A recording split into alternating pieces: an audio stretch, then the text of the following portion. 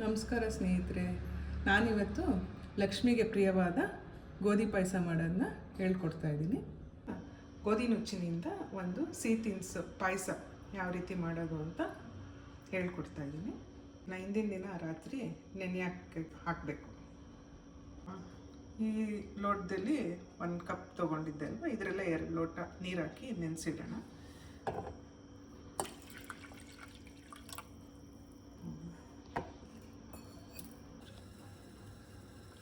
ಗೋಧಿ ಪಾಯಸಕ್ಕೆ ಬೇಕಾಗಿರೋ ಸಾಮಗ್ರಿಗಳು ಅಂದರೆ ಡ್ರೈ ಫ್ರೂಟ್ಸೇ, ನಿಮ್ಮ ಮನೇಲಿ ಏನಿರುತ್ತೆ ಆ ಡ್ರೈ ಫ್ರೂಟ್ಸ್ನ ಹಾಕ್ಕೊಬೋದು. ನಾನಿವತ್ತು ಗೋಡಂಬಿ, ಬಾದಾಮಿ, ವಾಲ್ನಟ್ಟು, ಖರ್ಜೂರ, ಒಣದ್ರಾಕ್ಷಿ, ಒಣ ಕೊಬ್ಬರಿ, ಗಸಗಸೆ ಇದಿಷ್ಟನ್ನು ನೀರಲ್ಲಿ ಒಂದು ಮುಕ್ಕಾಲು ಗಂಟೆ ಸ್ವಲ್ಪ ಬಿಸಿ ನೀರಿನಲ್ಲಿ ನೆನೆಸ್ಕೊಳ್ಳೋಣ. 1 ಗಂಟೆ ನೆನೆಸ್ಕೊಂಡು ರುಬ್ಕೊಳ್ಳೋಣ. ನೋಡಿ, ಖರ್ಜೂರದಲ್ಲಿ ಬೀಜ ಇರುತ್ತೆ. ನಾನು ಮೆತ್ತಗಿರೋದು ತೊಗೊಂಡಿದ್ದೀನಿ. ಇದೇನು ಜಾಸ್ತಿ ಹೊತ್ತು ನೆನೆಸೋದು ಬೇಕಾಗಿಲ್ಲ. ಗಟ್ಟಿ ಖರ್ಜೂರನೂ ತೊಗೋಬೋದು. ಅದನ್ನು ನೆನೆಸ್ಕೊಳ್ಳೋಣ. ಈ ಬೀಜ ಎಲ್ಲ ತೆಗೆದುಬಿಟ್ಟು ನೆನೆಸ್ಕೊಂಡ್ರೆ ಆವಾಗ ಈಸಿ. ಈ ಪಾಯಸ, ಗೋಧಿ ಪಾಯಸ ನಮಗೆ ಹಬ್ಬಗಳಲ್ಲಿ ವಿಶೇಷವಾಗಿ ಮಾಡ್ಕೊಬೋದು. ತುಂಬ ಶ್ರೇಷ್ಠ ಅಂತ ಹೇಳ್ತಾರೆ. ಲಕ್ಷ್ಮಿಗೆ ಪ್ರಿಯವಾದ ತಿನಿಸು ಗೋಧಿ ನುಚ್ಚಿನಿಂದ ಮಾಡಿರೋ ಪಾಯಸ. ನಾನು ಈ ಡ್ರೈ ಫ್ರೂಟ್ಸ್ ಎಲ್ಲ ಏನಕ್ಕೆ ಹಾಕ್ತಾಯಿದ್ದೀನಿ ಅಂದರೆ, ಒಬ್ಬೊಬ್ಬರಿಗೆ ಇಷ್ಟ ಆಗಲ್ಲ ಹಾಗೆ ತಿನ್ನೋಕ್ಕೆ. ಸೊ ರಿಚಾಗಿ ಚೆನ್ನಾಗಿರುತ್ತೆ. ಮತ್ತು ಹಲ್ಲಿಲ್ಲದೆ ಇರೋರಿಗೆ ಆವಾಗ ಇದ್ರ ಡ್ರೈ ಫ್ರೂಟ್ಸು ಹಿಂಗೆ ರುಬ್ಬಿಟ್ಟು ಹಾಕೋದ್ರಿಂದ ಅವ್ರಿಗೂ ಈಸಿಯಾಗಿ ತಿನ್ಬೋದು ಅವರು ಪಾಯಸದ ಜೊತೆ. ಹಾಗೆ ಬೆಲ್ಲ ತೊಗೊಂಡಿದ್ದೀನಿ. ಇದನ್ನು ನೀರಲ್ಲಿ ಸ್ವಲ್ಪ ಕರಗಿಸ್ಕೊಳ್ಳೋಣ. ಏನಕ್ಕೆಂದರೆ ಕೆಳಗಡೆ ಕಲ್ಲೆಲ್ಲ ಇರುತ್ತಲ್ಲ, ಅದನ್ನು ಕರಗಿಸ್ಕೊಂಡ್ರೆ ಸೋಸ್ಕೊಂಡು ಉಪಯೋಗಿಸ್ಕೊಳ್ಳೋಣ ಪಾಯಸಕ್ಕೆ. ಇದು ರಾತ್ರಿ ನೆನೆಸಿರೋ ಅಂಥ ಗೋಧಿ ನುಚ್ಚು. ಇದನ್ನ ಇವಾಗ ಕುಕ್ಕರ್ನಲ್ಲಿ ಹಾಕ್ಕೊಂಡು, ಅಂದರೆ ಹಾಲು ಹಾಕ್ಕೊಂಡು ಕೂಗಿಸ್ಕೊಳ್ಳೋಣ. ಒಂದು 3 ರಿಂದ 4 ವಿಜಿಲ್ಲು. ಸ್ವಲ್ಪ ಗಟ್ಟಿ ಹಾಲು ಹಾಕ್ಕೊಂಡ್ರೆ ಚೆನ್ನಾಗಿ ಟೇಸ್ಟ್ ಇರುತ್ತೆ. ಇವಾಗ ಬಿಸಿ ನೀರು ಹಾಕ್ತಾಯಿದ್ದೀನಿ.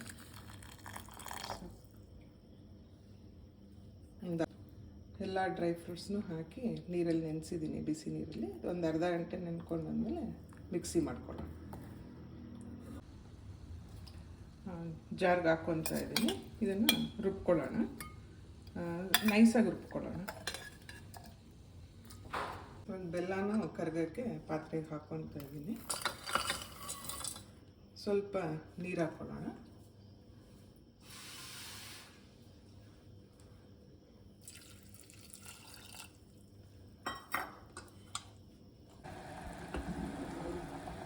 ಇವಾಗ ಬೆಲ್ಲ ಹಾಕಿರೋ ನೀರು ಕುದೀತಾ ಇದೆ. ಅದು ಕುದ್ದಾದ್ಮೇಲೆ ಸೋಸ್ಕೊಳ್ಳೋಣ. ಒಂದು ಫಿಲ್ಟರ್ ಮಾಡಿಕೊಂಡ್ರೆ ತಳದಲ್ಲಿ ಎಲ್ಲ ಕಲ್ಲೆಲ್ಲ ಇರುತ್ತೆ. ಬೆಲ್ಲದ ನೀರನ್ನ ಫಿಲ್ಟರ್ ಮಾಡ್ಕೊಳ್ಳೋಣ. ನೋಡಿ, ಕರಗಿರೋ ಅಂಥ ಬೆಲ್ಲದ ನೀರನ್ನ ಸೋಸ್ಕೊತಾ ಇದ್ದೀನಿ.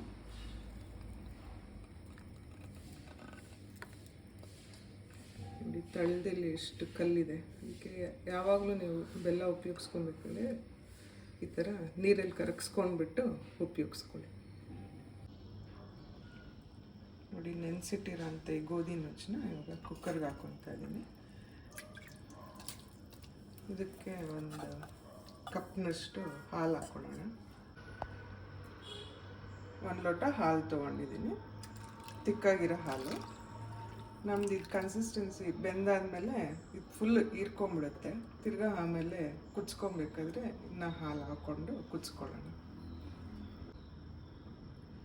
ಇವಾಗ ಇದನ್ನು 3 to 4 ವಿಸಿಲ್ಸು ಕೂಗಿಸ್ಕೊಳ್ಳೋಣ.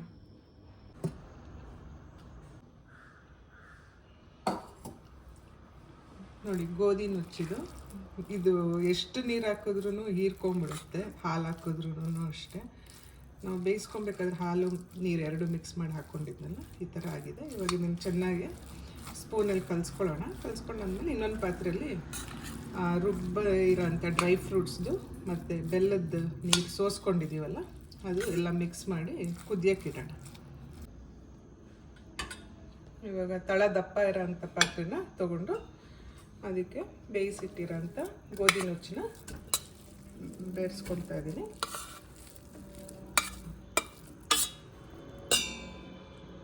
ಹಾಗೆ ಇದು ಬೆಲ್ಲ ನೀರು ಸೋಸ್ಕೊಂಡಿದ್ನಲ್ಲ ಅದನ್ನು ಮಿಕ್ಸ್ ಮಾಡ್ತಾ ಇದ್ದೀನಿ.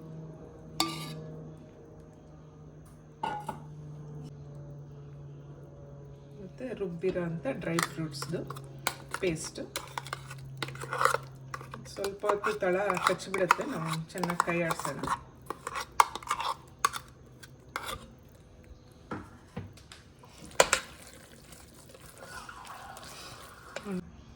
ಇದು ಮಿಕ್ಸಿ ಜಾರೆಲ್ಲ ತೊಳೆದು ಕುಕ್ಕರೆಲ್ಲ ಇಟ್ಟಿರೋಂಥ ನೀರನ್ನ ಸ್ವಲ್ಪ ಮಿಕ್ಸ್ ಮಾಡ್ಕೊಳ್ಳೋಣ. ಹಾಗೆ ಸ್ವಲ್ಪ ಹಾಲನ್ನ ಸೇರಿಸ್ಕೊಳ್ಳೋಣ, ಗಟ್ಟಿ ಇರೋದ್ರಿಂದ.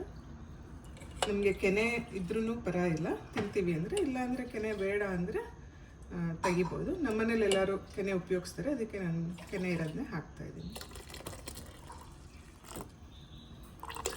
ನಿಮ್ಗೆ ಯಾವ ಕನ್ಸಿಸ್ಟೆನ್ಸಿ ಬೇಕು ಅಂತ ನೋಡ್ಕೊಳ್ಳಿ, ಅಷ್ಟು ಮಿಕ್ಸ್ ಮಾಡ್ಕೊಳ್ಳಿ. ಕುದಿಯೋಕ್ಕೆ ಬಿಡೋಣ ಸ್ವಲ್ಪ ಹೊತ್ತು. ಗೋಧಿ ಪಾಯಸ ರೆಡಿಯಾಗಿದೆ. ಈಗ 1 ಸ್ಪೂನ್ ತುಪ್ಪ ಹಾಕ್ಕೊಳ್ಳೋಣ. ಆಮೇಲೆ ನಾವು ಸರ್ವ್ ಮಾಡಬೇಕಾದ್ರೂ ಬೇಕಾದಲ್ಲಿ ತುಪ್ಪ ಹಾಕ್ಕೊಂಡು ಉಪಯೋಗಿಸ್ಕೊಳ್ಳೋಣ. ಗೋಧಿ ಪಾಯಸ ರೆಡಿ ಇದೆ ನೋಡಿ, ಘಮ ಘಮ ಅನ್ನುತ್ತೆ. ಇದನ್ನು ನಾನಿವತ್ತು ಲಕ್ಷ್ಮೀ ಪೂಜೆ ದಿವಸ ನೈವೇದ್ಯಕ್ಕೆ ಇಡ್ತಾಯಿದ್ದೀನಿ. ಈ ಸಿಹಿ ತಿನಿಸನ್ನ ದೇವ್ರಿಗೆ ಅರ್ಪಿಸ್ತಾ ಇದ್ದೀನಿ.